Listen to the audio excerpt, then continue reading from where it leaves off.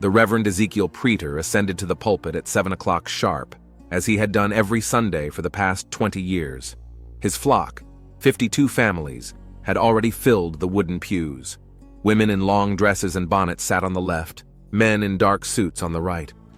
The children were nestled between their parents, not daring to move.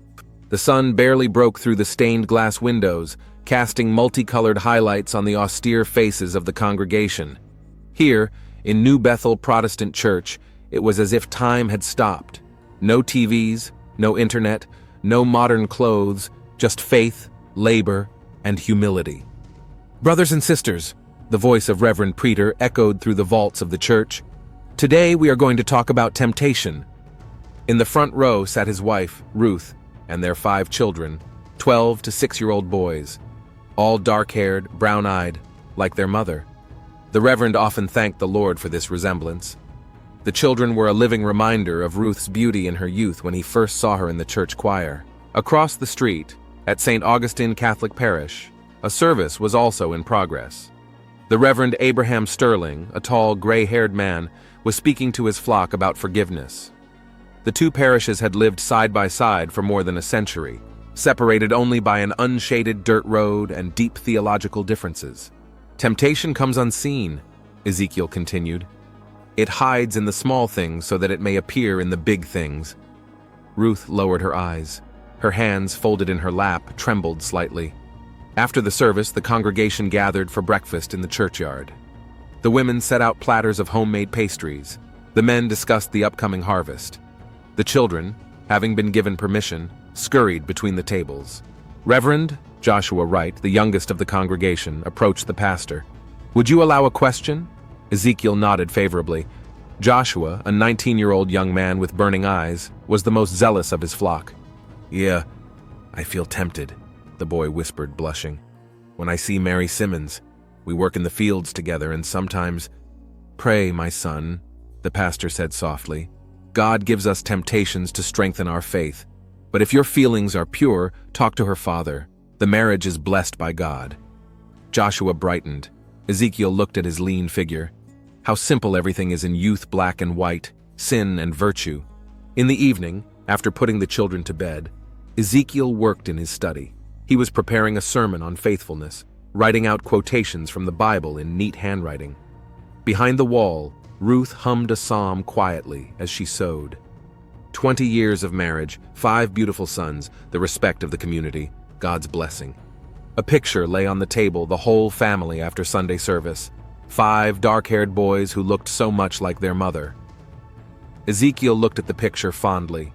It all began on a sweltering August afternoon. 12-year-old Zachariah, the eldest of Reverend Preeter's sons, had fallen from the hayloft. The blow came on a rusty pitchfork, and blood gushed out, flooding the old boards of the barn. "God save and keep her!" Ruth fell to her knees beside her son. "Ezekiel, we have to get to the hospital." The Reverend froze in the doorway. The community did not recognize modern medicine. All illnesses were treated with prayer, herbs, and faith in God's will.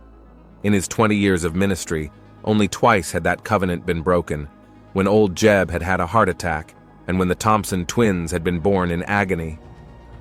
"Let us pray," he said firmly. "No." Ruth raised her voice to her husband for the first time in her life. "Can't you see he's dying? What prayer can stop this blood?" The boy lay white as chalk, his lips blue. The blood seemed to be everywhere, on the boards, on Ruth's dress, on the Reverend's hands. "All right," Ezekiel surrendered. "Jonathan, run for the car." The city hospital greeted them with sterile whiteness and the smell of medicine. Zachariah was immediately taken to the operating room. Dr. Morris spoke quickly and clearly. "What is your blood type?" "Type 3 positive," Ezekiel answered. "I'm type 2, Ruth whispered. The doctor frowned. "The boy has type 1. We checked. We need to look for donors." At that moment, Reverend Sterling ran into the emergency room. His gray hair was disheveled, and his face showed genuine concern. "I came as soon as I heard. What can I do for you?" "What blood type are you?" the doctor asked quickly. "O positive. Get to the operating room now." Ezekiel watched his colleague hurrying down the corridor. Something scratched his consciousness. But the thought slipped away. There was nothing to do now. Zachariah had survived. 3 days in the hospital, blood transfusions and modern antibiotics had done what no amount of prayers could have accomplished. "We have to think about the other children," Dr. Morris said when the danger was over. "Trauma is common in your community. Let's set up a blood bank. Take tests from everyone, so that if necessary—" "No," Ezekiel cut him off. "It's against our rules. But you agreed to Zachariah's transfusion. That was extreme."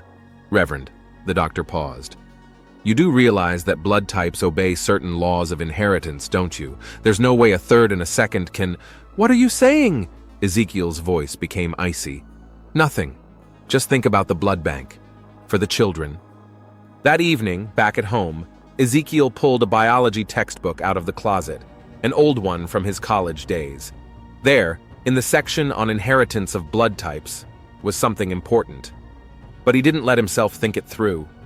The temptation of doubt is the worst temptation for a man of faith. He closed the book and knelt down for evening prayer. Beyond the wall, Ruth was tucking the children in, her voice sounding strangely muffled. "Yes, Zachariah, Reverend Sterling saved your life. We should be grateful." The thought of blood types kept Ezekiel on his mind. He caught himself returning again and again to the biology textbook hidden in the bottom drawer of his desk. Each time he opened the page with the inheritance table, he felt a pang of guilt, as if his very curiosity about the subject was a betrayal of faith. During the day, he behaved as usual. He preached sermons, visited parishioners, tutored children. But at night, when Ruth fell asleep, he sat in his study looking at family photographs. 5 boys, 1 year old, 1 year old, all dark-haired, brown-eyed. A week after Zachariah's incident, he'd first heard whispers in the community. Nothing specific, just scraps of conversation that fell silent at his appearance. Stares, a little more intense than before. "Reverend, Dr. Morris called Friday night. About the blood bank." I said no. "Look, it's confidential, no one will ever know, just take the test." Ezekiel hung up, but the thought was already lodged in his head. On Saturday, he traveled to a neighboring town. There, in a private laboratory, he lied for the first time in his life, using a false name. "The results will be in on Wednesday," the nurse said as she took the vial of his blood. For 3 days, he hardly slept at all. On Wednesday, when he received the envelope with the results, he hesitated to open it for a long time. 3rd positive, just as he'd known. But now, something else was required. On Thursday, after the morning service, he detained his eldest son. "Zachariah, you need a follow-up test. Dr. Morris insists." The boy nodded obediently. Ruth wanted to go with them, but Ezekiel gently dismissed her. "The younger ones need you. We'll manage." Same lab, same foreign name. Now we had to wait until Monday. 1st positive, just like Dr. Morris said at the hospital. Ezekiel pulled a tattered textbook out of a drawer. Group 3 and 2 couldn't give a 1st. No way.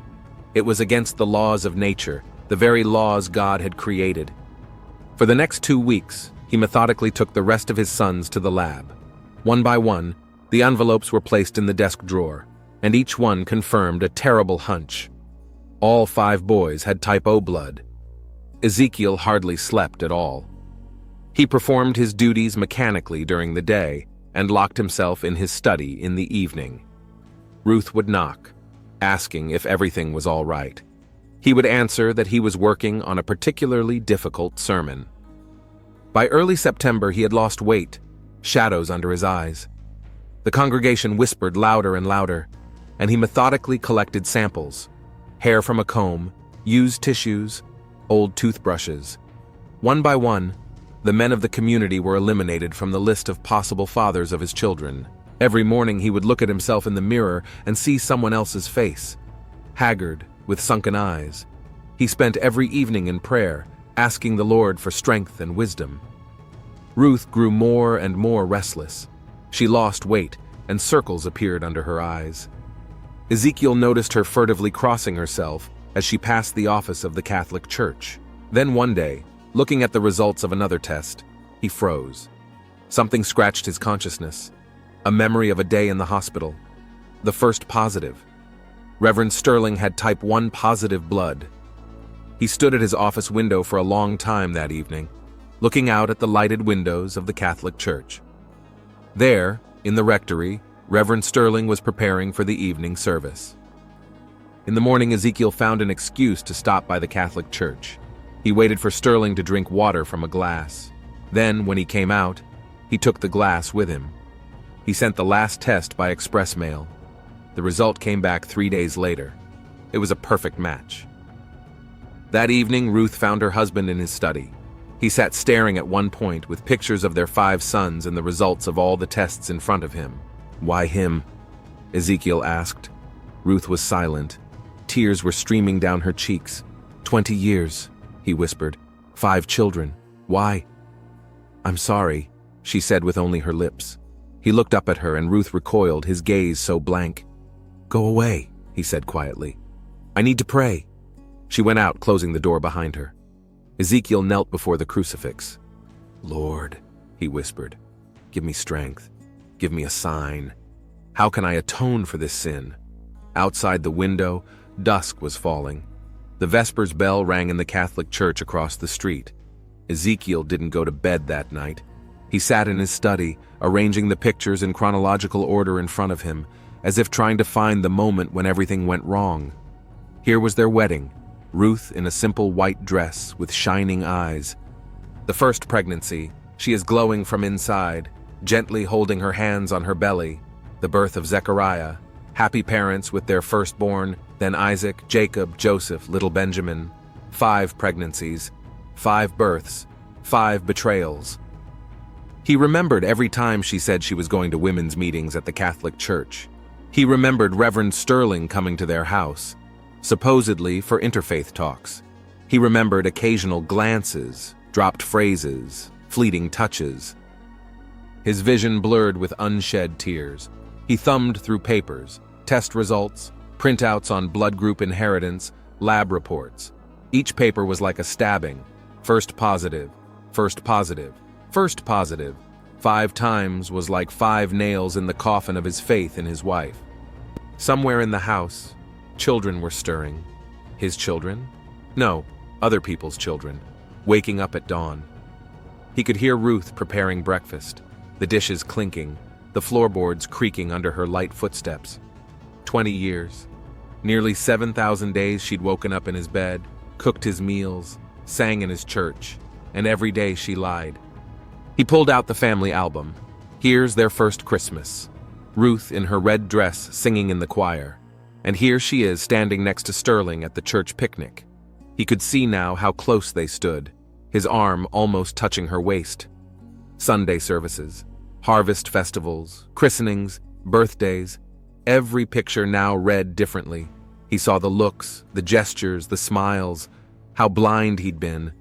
God was sending him signs, but he didn't want to see them. Snapshot after snapshot, year after year, a story of betrayal written in light and shadow. He began to feel nauseous. He rushed to the window and opened it, gulping in the cool morning air. Across the street, he could see a Catholic church. Reverend Sterling was just walking to the morning service, tall, straight, with a handsome gray head. His gait was full of dignity, the gait of a man who was sure he was right. Ezekiel looked at him, and suddenly everything fell into place. The boy's dark hair, exactly the way Sterling had had it when he was young. He'd seen old photographs of it. The brown eyes, maternal? No, paternal. Even the gait, light, springy, was his. He sank into the chair, blown away by this new knowledge. It was one thing to see the test results, and quite another to physically realize that his son's every feature, their every gesture, was a reflection of another man. The study suddenly seemed too small, the walls looming, threatening to crush. He went out into the garden where he liked to pray in the morning. The rose bushes he and Ruth had planted in their first year of marriage were strewn with flowers. 20 years, almost a quarter of a lifetime. He knelt down on his knees on the dew-damp ground. Pictures of the past flashed before his eyes, but he saw them differently now. Here was Ruth saying she'd be late after the sing-song. Here she was blushing when she faced Sterling in the doorway. Here she gets nervous when her husband suggests moving to another town. Here she cries at night. At the time, he thought it was out of happiness. And between these pictures, 5 pregnancies, 5 betrayals. 5 proof that his wife had shared a bed with another man. The sun was rising higher and higher. He could hear the children getting ready for school, Ruth calling them to breakfast. An ordinary morning of an ordinary day, only now it was different. He rose from his knees, earth on his pants, wet stains on his shirt, but he didn't care. Entering the house through the back door, he went up to the bedroom, pulled out his suitcase, started putting things away. "What are you doing?" Ruth stood in the doorway, pale, hands trembling. "You're moving into the guest room." His voice was calm. "I can't sleep in this bed. I can't." He paused. The youngest, Veneman, stood in the hallway with a piece of toast in his hand. His brown eyes, Sterling's eyes, were full of bewilderment. "Dad?" Ezekiel felt something snap inside. This kid, all these kids, were calling him Dad, and he was just a screen, a cover for sin. "Go to school, son," he said in an alien voice. Ruth silently packed her things and went into the guest room. He remained standing in the middle of the bedroom, staring at the disheveled marital bed. 20 years, 5 children, thousands of nights in that bed, and it had all been a lie. The blank pages of the Bible stared at Ezekiel with mute reproach. For the 3rd day, he tried to prepare a Sunday sermon, but the words wouldn't come together. How to speak to the flock about faithfulness and purity when his own home was defiled by sin? The church was quiet and cool. He came here every morning before dawn, when the first rays of sunlight barely colored the stained glass windows. He knelt before the altar and prayed for hours, until his joints ached and his throat was hoarse. During the day, he mechanically performed his duties. He baptized infants, visited the sick, comforted the sorrowful. But his eyes were empty, and his hands trembled faintly when he raised them for blessing. In the evenings, locked in his study, he read and reread scripture, searching for answers. The book of Job, the sufferings of a righteous man. The book of the prophet Hosea, the unfaithful wife. The Psalms of David, the lament of betrayal. Ruth now lived in the guest room. She cooked meals, did the laundry, took care of the children. Everything as before, but there was a wall of silence between them. He could not look at her. Her every gesture, every movement was now seen differently. How many times had those hands caressed another? How many times had those lips whispered words of love, not to him? The boys understood nothing. They still called him father, shared school news, asked for a blessing before bedtime. Each dad was like a stab in the heart. And at night, when the house was quiet, he was tormented by visions. He saw them together, his wife and Reverend Sterling. He saw their embrace, their kisses, their passion, saw life being born, 5 times, 5 children conceived in sin. He hardly slept. Hours idled at the window, looking out at the dark silhouette of the Catholic Church. There, in the rectory, slept the man who had stolen his life, the man who spoke of morality and virtue every Sunday, while he himself. The congregation began to notice a change. The pastor's voice preaching became muffled. His hands, breaking the communion bread, trembled. And his eyes, there was something in his eyes that made the congregation look away. Reverend Joshua Wright, the same young man who had asked for advice about the girl, approached after the service. "Are you not well?" Ezekiel looked at him with a long stare. "I seek the way of redemption, my son." "Whose redemption, Reverend?" He did not answer. He fixed his collar and went into the church to pray. Pray again. By the end of the 2nd week, he had lost so much weight that his clothes were hanging down. There were black shadows under his eyes and his cheeks were sunken. He hardly ate a bite. He only drank water and read the scriptures. And then the visions began. The first one came in the middle of the night. He was kneeling before the altar when the crucifix on the wall seemed to come to life. It seemed to him that from Christ's wounds flowed not blood, but molten gold. It dripped to the floor, collecting in puddles that formed words. "Flesh of flesh," he read in the golden glow. The next night the vision repeated itself. Now the golden letters were folded into other words. "The sin of the flesh is atoned for by the flesh." He had not slept for the 3rd 24 hours. Reality began to float, blurring at the edges. Sometimes it seemed to him that the walls of the church breathed, that the stained glass windows wept tears of blood. that there was singing from beneath the floorboards, not earthly, but otherworldly. Ruth tried to speak to him. He could see the fear in her eyes as she looked at his withered face, his shaking hands. "You need to see a doctor," she said one morning. He laughed, a hoarse, carping laugh. "I need to find a path of redemption. For you, for them, for all of us." And he went off to church to pray again. On the fourth night, the vision changed. The golden letters formed new words. "Eat this flesh, and you will find redemption." He froze, struck by the sudden insight. Of course. How had he not realized it before? This was the solution sent from above. For the first time in many days, he fell asleep, there, on the cold floor in front of the altar. And in his sleep, he smiled with the happy, serene smile of a man who had finally found the answer. And in the rectory across the street, Reverend Sterling was awake too. He stood at the window, looking out at the dark silhouette of the Protestant church, and his heart clenched with inexplicable anxiety. The Lord spoke to him every night. The golden letters folded into messages, the stained glass windows wept blood, the crucifix glowed with an unearthly light. Ezekiel no longer doubted. These were signs from above. He stopped coming home. He slept on the hard pew in the church if he slept at all. He ate only the sacrament bread with water. His mind, tormented by sleeplessness and fasting, produced ever more vivid visions. Angels descended from the ceiling at night, their wings rustling like autumn leaves. They whispered ancient mysteries in his ear, spoke of the sacrament of communion, of the transubstantiation of the flesh, of sacrifice and redemption.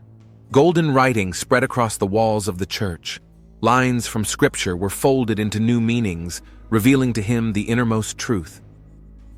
"This is my body," burned over the altar. "Taste, and ye shall have eternal life," glimmered in the darkness. He still led services during the day, but his sermons had changed. Now he spoke only of sin and redemption, of flesh and blood, of sacrifice and salvation.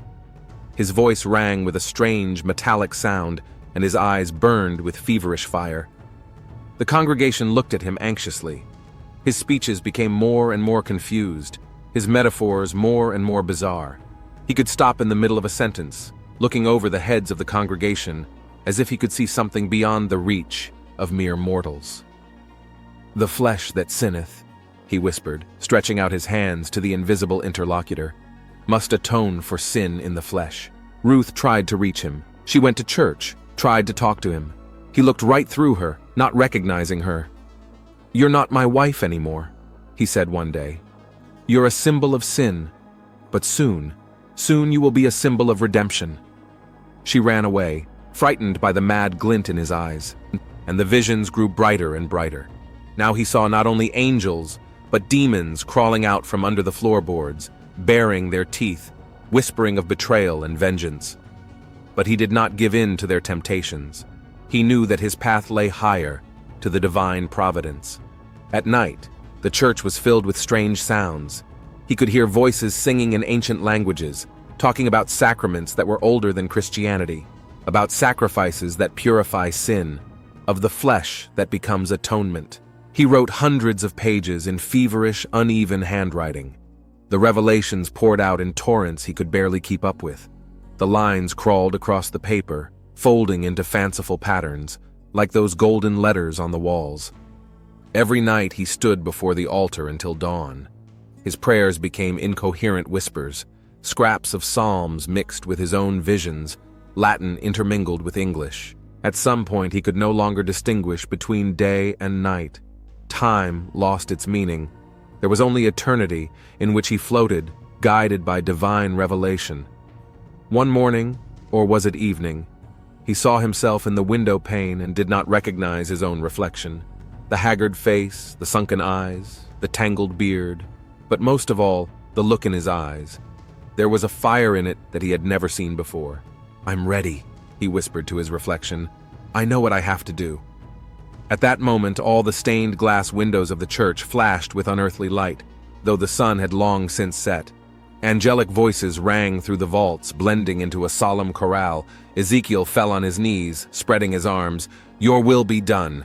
And in the darkness of the church, a golden glow flared up, forming the final message. The time has come. He rose slowly. His steps were firm, his gaze clear. Madness had reached that pure, crystalline stage when it becomes indistinguishable from divine revelation. Tomorrow. Everything will happen tomorrow. Sunday service began as usual. The congregation filled the pews. Women on the left, men on the right. Ruth sat in the last row, pale and gaunt. The children, 5 boys with dark hair and brown eyes, huddled around her, unusually quiet. Ezekiel stepped up to the pulpit. A strange fire burned in his eyes, but his voice was calm and clear. "Brothers and sisters, today I want to speak to you about redemption." He looked around the assembly. 52 families all whom he had known all his life, old Jeb in his shabby suit, young Joshua with shining eyes, Mrs. Thompson with the twins. "The Lord spoke to me," he continued. "All these nights he has been revealing the truth to me. There is a sinner among us whose flesh has betrayed her spirit. We must all help her to atone for her sin." The congregation listened with the usual reverence. No one noticed the trembling of Ruth's hands, the clasping of her children. "Are you ready, brothers and sisters, to share the burden of another's sin? Are you ready to help a lost soul find salvation?" "Yes, Reverend," a chorus of voices. "Amen," someone shouted. "Indeed," echoed others. Ezekiel closed his eyes. This is the sign from above. The flock is ready. They would participate in the sacrament without even knowing its true nature. After the service, he asked Ruth to stay. "We need to talk," he said quietly. "In my study." She followed him obediently, like a sheep to the slaughter. Maybe she, too, felt that it was time for redemption. The office smelled of incense. He'd burned it day and night, trying to cleanse the air of the odor of sin. The massive crucifix on the wall cast bizarre shadows. "I have found the way," he said, locking the door. "The way to your salvation." Ruth stood at the window, a frail figure against the gray autumn sky. "You're crazy," she whispered. "No," he shook his head. "For the first time in my life, I see things clearly. God has revealed the truth to me." He took out a knife for the sacrament bread, an antique knife with a silver handle. "The flesh has sinned," he said in a chant. "The flesh must atone, and we shall all share the burden." She realized it a second before his hands closed around her throat. Horror flashed in his widened eyes. "I'm sorry," he whispered, drawing his knife. "I'm doing this to save you." She didn't scream, just stared at him with those huge brown eyes, the eyes of their children, the eyes of Sterling.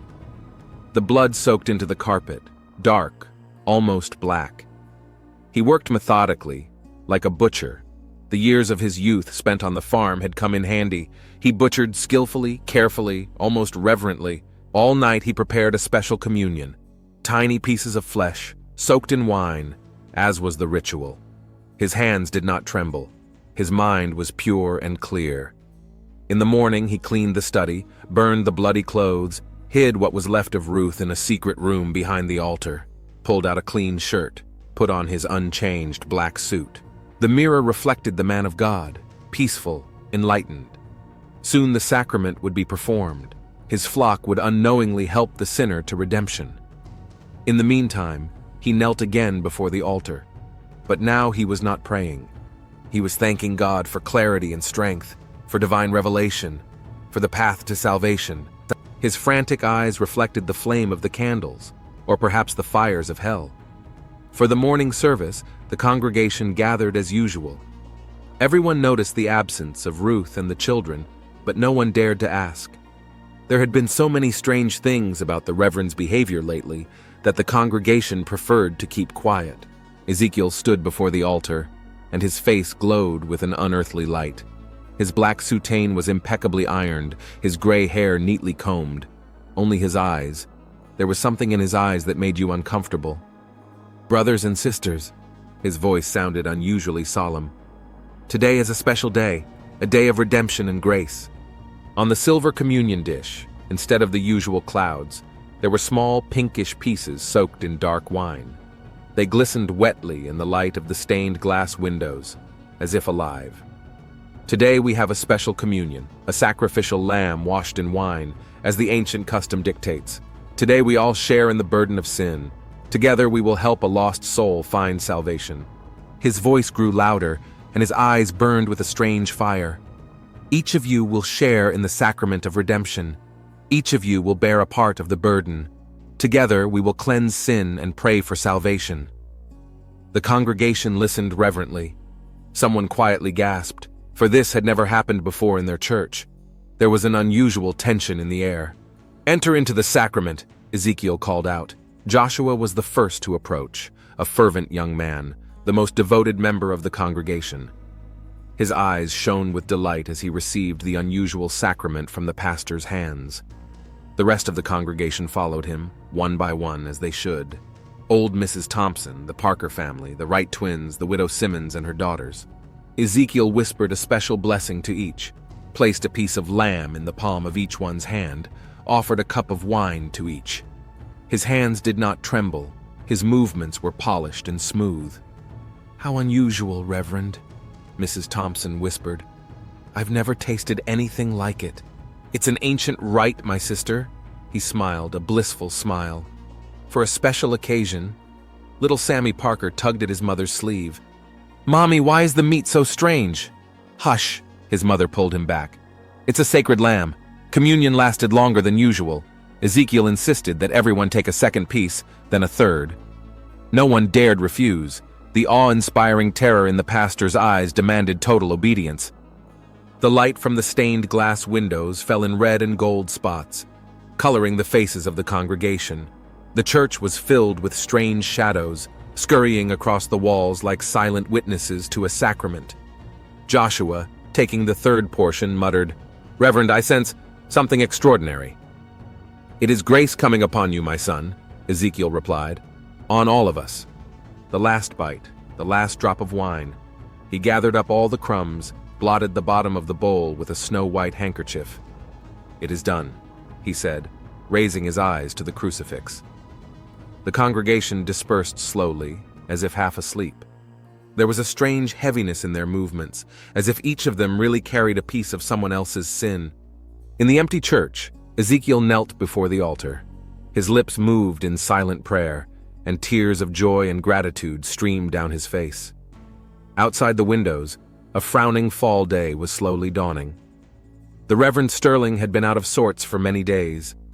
Ruth had not returned his calls, and every time he tried to speak to Ezekiel, the latter looked through him with empty, burning eyes. That morning, old Mrs. Thompson came to see him. She attended both churches, which was the subject of constant controversy in the town. "Reverend," her eyes shone with a strange light, "I never felt such grace in my life. This communion, Reverend Preeter outdid himself. The sacrificial lamb," he said. "I've never tasted anything like it. And you know, after the service, it's like all my sins are forgiven." Something in what she said made him cold. He knew about Ezekiel's madness, the whole town was talking about it. But communion? For the first time in 20 years of ministry, he dared to sin, to enter the altar area of someone else's church. Something pushed him, something demanded that he break all the laws and rules. The Protestant church was empty. His footsteps rumbled under the vaults. Behind the altar was a small storeroom door. He knew of it, where church utensils and communion wine were usually stored. A sweet odor hit his nostrils as he pushed open the door. In the semi-darkness, he could make out the outline of a table, some tools, dark spots on the floor. And then he saw what was left of Ruth. He vomited bile until there was nothing left in his stomach. His imagination obligingly painted a picture of last night's communion, the silver platter, the parishioners coming dutifully up the aisle, his own children swallowing, oh my God, lamb of sacrifice. He screamed, wildly, fearfully. The scream echoed off the walls, throbbed beneath the dome. In that scream was all the pain of 20 years of secret love, all the horror of realization, all the despair of a man who had lost his most precious possession. The police arrived 20 minutes later. They found Ezekiel in his office, methodically writing in a thick notebook, and he did not even raise his head when they arrested him. "Redemption is accomplished," was all he said. "Her sin has been divided among all. Now she is saved." And Sterling sat on the steps of the church, shaking. He remembered Ruth's eyes, her smile, her love. He remembered their meetings, their whispers, their secrets. He remembered the 5 boys, his sons, whom he could never call his own, and somewhere in the back of his mind, he knew it was his sin. His betrayal had led to this madness, this nightmare. The town was beginning to panic. News of the terrible communion spread instantly. People were rushing between houses, vomiting, crying, and praying. And in the empty church, a silver dish lay on the altar, perfectly clean, carefully washed by the hand of a madman, the last trace of the monstrous sacrament. A psychiatric examination had declared Ezekiel insane. The trial was brief. What was the point of trying a madman who had only a few years to live? He was placed under house arrest in his own home, where he spent his days in prayer. He felt no remorse. The same fire of fierce faith burned in his eyes. "I saved her soul," he told the visiting psychiatrist. Through communion, her sin was atoned for. 52 families shared the burden of her fall. It's the greatest sacrament, the greatest miracle. There was a heavy silence in the town. No one spoke of what had happened. People went to church, now only the Catholic Church, and tried not to meet each other's eyes. But something had changed in the souls of the parishioners after that terrible communion. Something broke, shifted, distorted. It was especially felt in the young, as if the seed of madness sown by Reverend Prater began to germinate in their immature souls. The change was most pronounced in the most zealous of the young parishioners. Joshua, always so pure and pious, began to change. At first it was just little things, a little longer glance at the girls in church, an occasional touch during common prayers, but gradually the obsession grew stronger.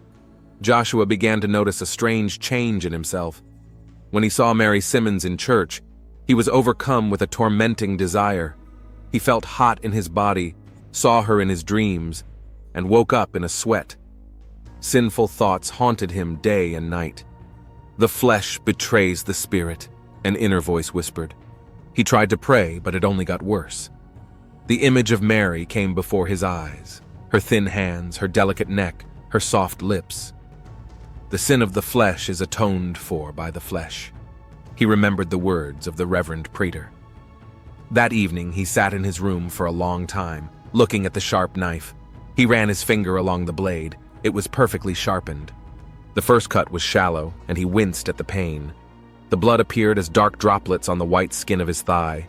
The second cut was more confident. A thin slice of flesh separated easily, almost without resistance. Joshua brought his trembling fingers to his lips. In the glow of the moon, the piece of flesh seemed almost black. "Isn't that what the Reverend taught us?" whispered an inner voice. "The sin of the flesh is atoned for only by the flesh." Mary's face came into view, pure, bright, beautiful, and then came a wave of burning shame at his sinful thoughts of her. He closed his eyes and put a piece of his own flesh in his mouth. "God forgive me," he thought, "and accept my sacrifice." The taste was brackish, glandular, alive, just like that sacrificial lamb at communion. And in that moment, Joshua realized he had finally found true faith.